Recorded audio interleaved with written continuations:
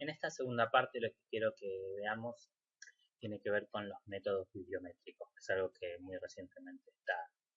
se ha puesto muy en debate y es un tema muy controversial.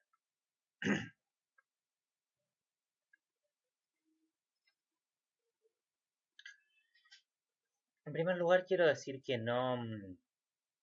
tenemos que pensar que la bibliometría viene a reemplazar necesariamente la evaluación por pares. Es una suerte de herramienta muy potente que se utiliza en los comités de evaluación para analizar la trayectoria y el patrón de publicaciones de los que estén siendo evaluados. En ese sentido sirve para analizar revistas, quizás lo más importante, académicos, ¿no? Ver el perfil de las publicaciones de un académico, de un conjunto de académicos sobre grupos de investigación, de instituciones, y acá los rankings de universidades tienen un papel central, que son los que muchas veces utilizan estas bases de datos bibliométricas para rankear a las universidades, y también a nivel de países, es decir, los organismos internacionales también utilizan los datos sobre publicaciones para eh, analizar el estado de la ciencia o el estado de la producción científica en los distintos países de una región. Y fundamentalmente están basados en contar, digamos, la cantidad de artículos que hay, pero de artículos que están, digamos, publicados en revistas que forman parte de ciertas bases de datos, que ahora vamos a ver, y lo más innovador es la idea de contar la cantidad de citas. Es decir, no solo contar la cantidad de veces que los trabajos son citados, sino también eh, esto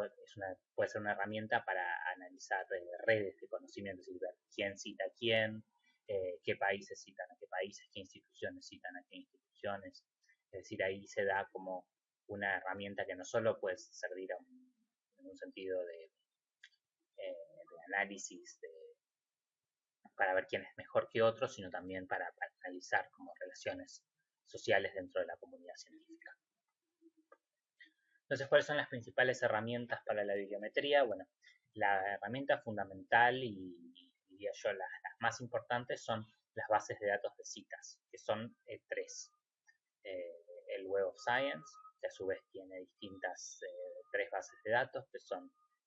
una para ciencias naturales, que es el Science Citation Index, otra para ciencias sociales, el Social Science Citation Index, y una tercera para artes y humanidades,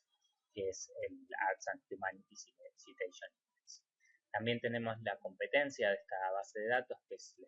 Scopus, que es gestionada por Elsevier. La Web of Science fue creada originalmente por Eugene Garfield en la década del 60 y luego fue vendida,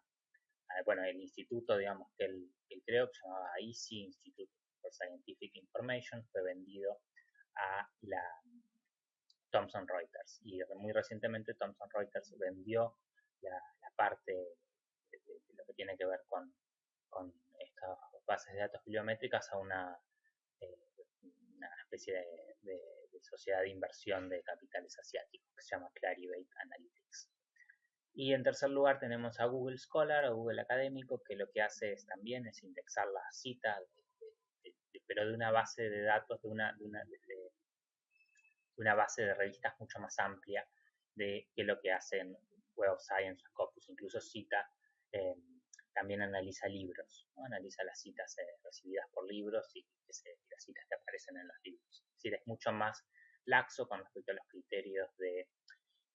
fuentes que utiliza para buscar las citas y para ver qué documento es considerado citable. Y por otra parte tenemos bases de datos que no son bibliométricas, es decir, no nos proveen esta información sobre citas, pero que sí analizan la calidad académica de las revistas. Hay bases de datos interdisciplinarias, bases de datos disciplinarias, tenemos bases de datos como Philosopher Index para filosofía, EconLit para economía, Psicodoc para psicología, o tenemos también grandes bases de datos que tienen un corte que no es temático, sino por ejemplo el DOAJ, el Directorio de Revistas de Acceso Abierto, que lo que hace justamente es armar una gran base de datos de revistas de acceso abierto. Es decir, lo que las caracteriza no es una temática, sino una modalidad de publicación.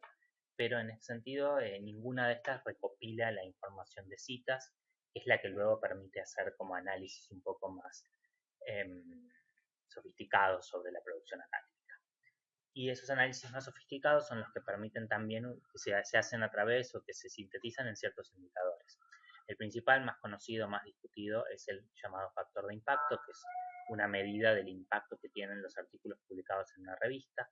Es decir, se analiza a nivel de revista, es decir, el factor de impacto de una revista se calcula en función de las citas recibidas por los artículos publicados en esa revista en los 2 años previos al año que se esté analizando. Este factor de impacto se publica ese dato anualmente en un reporte que se llama JCR, Journal Citation Reports, que publica la gente del Web of Science. Y también con los datos de Scopus se hace un índice similar, que es el de Simago, y ahora recientemente el Sevier también ha sacado su propio índice de citas en base a los datos de Scopus. Estas, a su vez, las revistas entonces se ubican en distintos cuartiles, es decir, se arma un ranking de revistas y se divide ese ranking en 4 cuartiles, y entonces, bueno, se considera que la revista mejor, las mejores revistas o las revistas mejor rankeadas están en el cuartil 1 y en el cuartil 2, fundamentalmente en el cuartil 1. Luego tenemos otras medidas que son para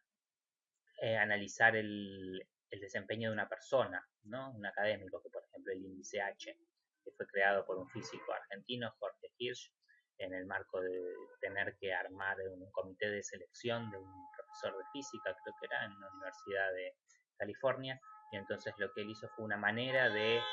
brevemente poder separar los candidatos con un perfil de mayores publicaciones de los de menos publicaciones, y esa metodología que muy rápidamente él armó para una situación muy concreta, luego fue adoptada de forma mucho más amplia por toda la comunidad de bibliómetras. Y después tenemos también otras medidas que sirven también para analizar las revistas, como es la vida media de los artículos, o la vida media o la inmediatez. Y eso tiene que ver con cuánto tarda en aparecer una cita a un determinado artículo, ¿no? Después, si a alguien le interesa, yo en los comentarios en el foro les puedo dar material más específico con todas las fórmulas, toda la manera en la que estos indicadores se calculan. Y recientemente surge también la idea de otras métricas, que son métricas que sirven para analizar también la performance de los artículos de forma cuantitativa, y es lo que se conoce como métricas alternativas, o también el ALT, la primera parte de la palabra, hace referencia a la idea de métricas a nivel de artículo, es decir, lo que les article level, ¿no? Es decir, lo que les interesa también es que no sea todo, que no toda el análisis bibliométrico esté basado en la revista como unidad de análisis, sino también pensar, bueno, que dentro de una revista puede haber buenos artículos y puede haber malos artículos, entonces que es importante no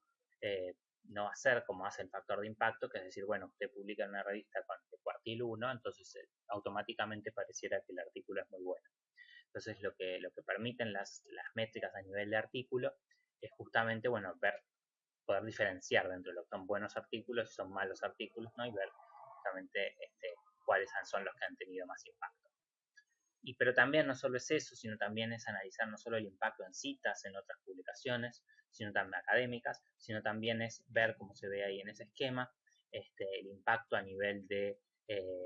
redes sociales, de Wikipedia, de noticias, de sitios de noticias, de documentos de política. También ver la cantidad de veces que un artículo es descargado,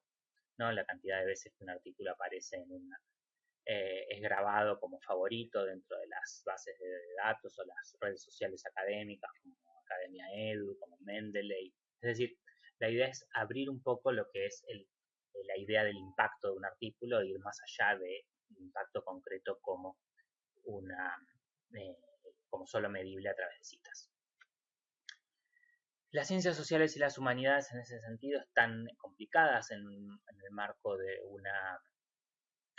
una evaluación basada fuertemente en estos indicadores bibliométricos por dos motivos fundamentales. Primero, porque el perfil disciplinar de las ciencias sociales y las humanidades lleva a que haya otros patrones de publicación, es decir, el paper, el artículo en revistas científicas no es el modo privilegiado de comunicación necesariamente, o bueno, no ha sido históricamente así, de las ciencias sociales. Entonces se publica mucho en libros, se publican capítulos de libros, se publican informes técnicos, se publican documentos de trabajo. Es decir, hay otro tipo de outputs de las ciencias sociales que no están capturados, que no están capturados de modo suficiente por estas bases de datos. Esto también está probado, después les voy a dejar algún material, está en muchos trabajos hablan de esto. Y en segundo lugar, pensando ya en las ciencias sociales y las humanidades en América Latina, tenemos otros motivos por los cuales no son estos indicadores, pueden incorporar cierto sesgo en contra de nuestras disciplinas, que es que en las bases de datos estas de citas incorporan en muy baja proporción revistas que estén en español y en portugués, que son las cuales en gran medida se publica en este campo, y tampoco, digamos, a nivel regional de América Latina, también hay muy pocas revistas, ¿no? Entonces, si nosotros fuéramos a pensar que la evaluación debe realizarse en base fundamentalmente a estos indicadores, nos vamos a encontrar que va a ser muy difícil que podamos tener una buena performance, porque en primer lugar las disciplinas, y en segundo lugar por su patrón de publicación, y en segundo lugar nuestra ubicación a nivel geográfico y lingüístico nos pone una gran desventaja a la hora de poder acceder a tener una buena performance en estas bases de datos. Sin embargo,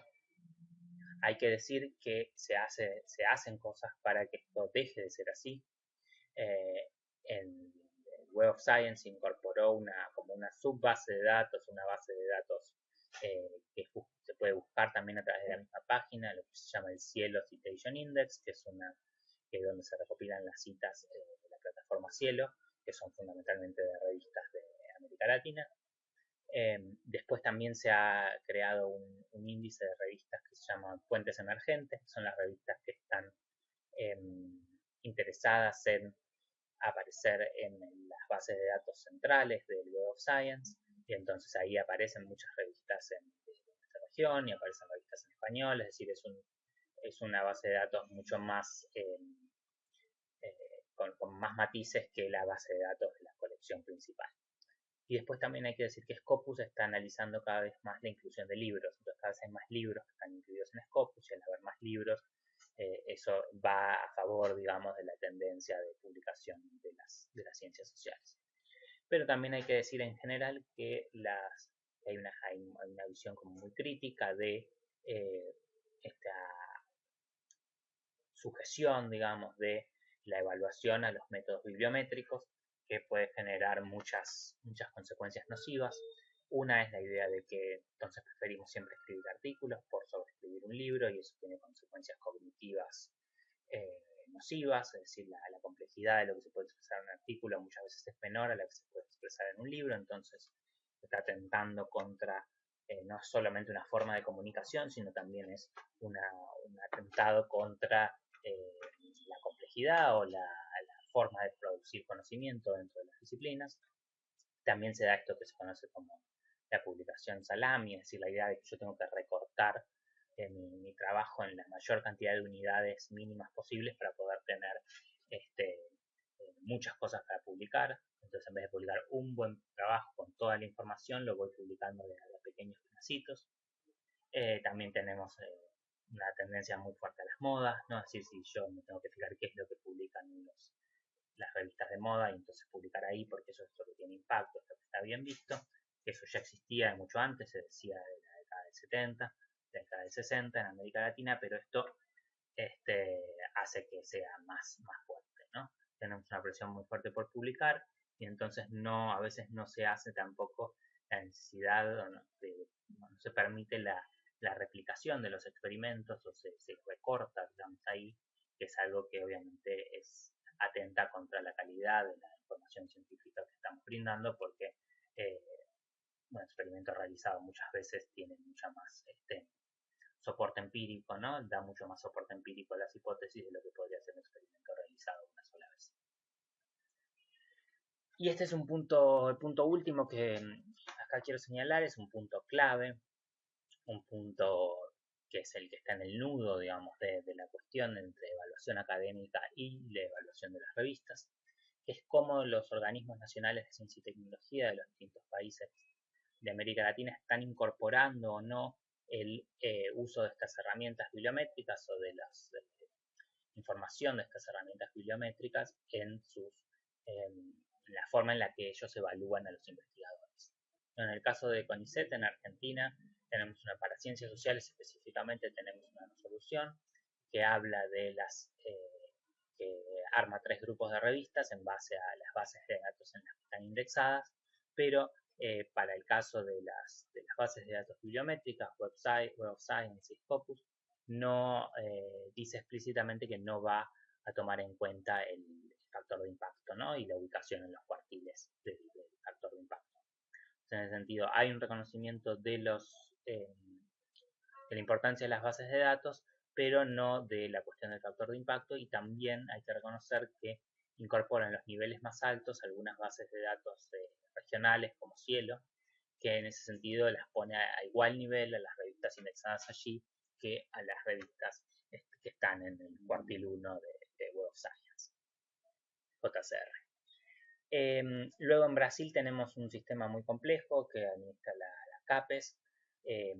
llama Qualis, en el cual hay criterios muy diversos por disciplina. Uno puede entrar y puede ver que en las ciencias duras ahí el factor de impacto tiene un peso fundamental en la asignación de un nivel dentro de Qualis, mientras que en las ciencias sociales y las humanidades hay criterios mucho más blandos o mucho menos restrictivos en este sentido, ¿no? Entonces en ese sentido es muy diverso. El caso de Publindex de Colombia, que fue reformado hace poco, es uno de los más extremos porque toma indicadores bibliométricos para todas las disciplinas y toma fundamentalmente el factor de impacto, ¿no? Para todas las disciplinas. ¿Qué es lo que sucede para ubicarlas dentro de las distintas categorías que tiene Publindex? Cuando no hay un factor de impacto disponible, eso pasa en muchas revistas de ciencias sociales y humanidades, se utiliza el índice H5, que es un índice elaborado por el Google académico, que es como una versión, o sea, tiene en el fondo la misma filosofía, pero lo que hace es incorporar, como les decía, que hace Google académico, una fuente mucho más grande de origen de datos, ¿no? Es decir, va a medir las citas basadas en otras, no solo en las revistas que están indexadas dentro de esa misma base de datos, sino también dentro de otro tipo de páginas web o revistas que estén en formato JS. Es decir, Google es mucho más amplio en la manera en la que considera que algo es un texto académico. Y por último, en CONACYT en México, es muy interesante lo que pasó hace poco, es que se reformó también todo el sistema y se crearon como una suerte de 2 grupos de revistas o 2 castas, diría yo, de revistas. Están las revistas que forman parte de JCR, tienen factor de impacto, y entonces esas se las evalúa directamente en función de su factor de impacto, sea cuartil 1, cuartil 2, cuartil 3, cuartil 4. Ese es lo que CONACYT va a considerar a la hora de que se evalúen para los propios incentivos que da CONACYT a las revistas, y también en forma indirecta se va a utilizar, aunque no está claro exactamente cómo, en las evaluaciones de los estímulos, por ejemplo, del Sistema Nacional de Investigadores. Entonces, las que tienen ese factor de impacto van a ser analizadas o se va a tomar su ubicación, el cuartil en el que están ubicados, el más alto si hay diferencias entre Scopus y JCR. Y en el caso de las que no estén ahí, se va a analizar en base a una grilla de análisis mucho más cualitativa, en la que va a haber un montón de consideraciones de tipo de calidad editorial, de procesos internos de las revistas, etcétera, y se la va a clasificar en 4 niveles: proyección internacional, consolidación, etcétera. Pero el punto más interesante es que digamos, si una revista está dentro de JCR, ya automáticamente accede a una de esas 4 categorías superiores, mientras que si no está, tiene otras 4, digamos, como una división, una segunda división de revistas donde se mide por criterios cuantitativos. Por último, quiero señalar que hay que pensar que obviamente una cosa es el análisis de la calidad de las revistas y de cómo los organismos nacionales de ciencia y tecnología las evalúan, y otra cosa es cómo después esas grillas de evaluación de los organismos de ciencia y tecnología se utilizan cuando se evalúa efectivamente a los investigadores. Y ahí vamos a poder encontrar muchas diferencias. Los comités de evaluación que evalúan investigadores en general tienen un margen de maniobra bastante amplio para incorporar sí, la información sobre la calidad de las publicaciones en base a estas bases de datos y estas clasificaciones que hacen los organismos nacionales, pero después siempre tienen un margen importante de maniobra para hacer un análisis como más holístico de la trayectoria del investigador, pensar en la generación de la que es, porque obviamente va a haber diferencias generacionales, pensar su ubicación geográfica, pensar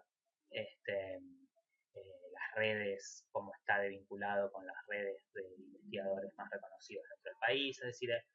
hay infinidad de otros factores que pueden ser tomados en cuenta. Pero sí hay que destacar que cada vez estas cuestiones bibliométricas o digamos, del análisis de la indexación de las revistas tiene un peso muy importante. Y también tiene un peso importante para analizar dentro de la evaluación académica no quería olvidar de decirlo, en las categorías más altas, analizar también a nivel individual de los investigadores cuántas citas han recibido en, en estas bases de datos, es decir, cuál es su índice H, por ejemplo, cuántas citas han recibido y no solo en qué cuartil se encuentran las revistas en las que ellos